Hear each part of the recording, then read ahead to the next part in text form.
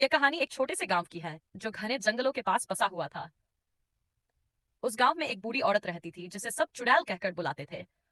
गांव के लोग मानते थे कि वह औरत जादू टोने में माहिर थी और बच्चों को नुकसान पहुंचाती थी।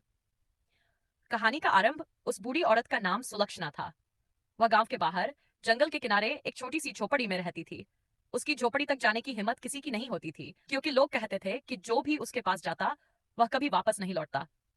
गांव में यह अफवाह थी कि वह आधी रात को जंगल में घूमती और डरावनी आवाजें निकालती थी। सच्चाई की खोज एक दिन गांव का एक साहसी लड़का अर्जुन, जो इन अफवाहों पर विश्वास नहीं करता था, उसने तय किया कि वह इस रहस्य का पता लगाएगा। वह रात को चुपके से जंगल में गया और सुलक्षणा की झोपड़ी के पास छिपकर देखने लगा। उसने देखा कि सुलक्षणा एक घायल पक्षी का इलाज कर रही थी। अर्जुन ने यह देखकर सोचा, यह तो चुड़ैल नहीं बल्कि एक दयालु औरत है। लोग इसे गलत समझते हैं। लेकिन तभी झोपड़ी के पास एक अजीब सी परछाई नजर आई। वह परछाई एक विशालकाय स्त्री जैसी थी जिसके लंबे बाल और लाल आंखें थीं। अर्जुन को एहसास हुआ कि यह वही चुड़ैल है जिसके बारे में लोग कहते थे। रहस्य का खुलासा डर के बावजूद अर्जुन ने हिम्मत करके सुलक्षणा से पूछा, यह परछाई क्या है? सुलक्षणा ने उसे बताया कि वह चुड़ैल असल में गांव की पुरानी औरतों की आत्मा है, जो अपने साथ हुए अन्याय के कारण परेशान होकर यहाँ भटक रही है। सुलक्षणा ने अर्जुन से कहा, मैं तुम्हारी मदद कर सकती हूँ।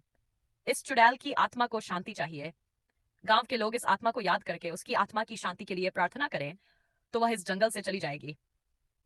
अंत अर्जुन ने गांव लौटकर सभी को यह बात बताई। पहले तो गांव वालों ने उसकी बात पर विश्वास नहीं किया, लेकिन फिर उन्होंने चुड़ैल की आत्मा के लिए एक पूजा रखी। पूजा के बाद उस चुड़ैल की आत्मा हमेशा के लिए शांत हो गई। सुलक्षणा अब गांव के लोगों की नजरों में चुड़ैल नहीं रही, बल्कि एक दयालु और मददगार औरत बन गई।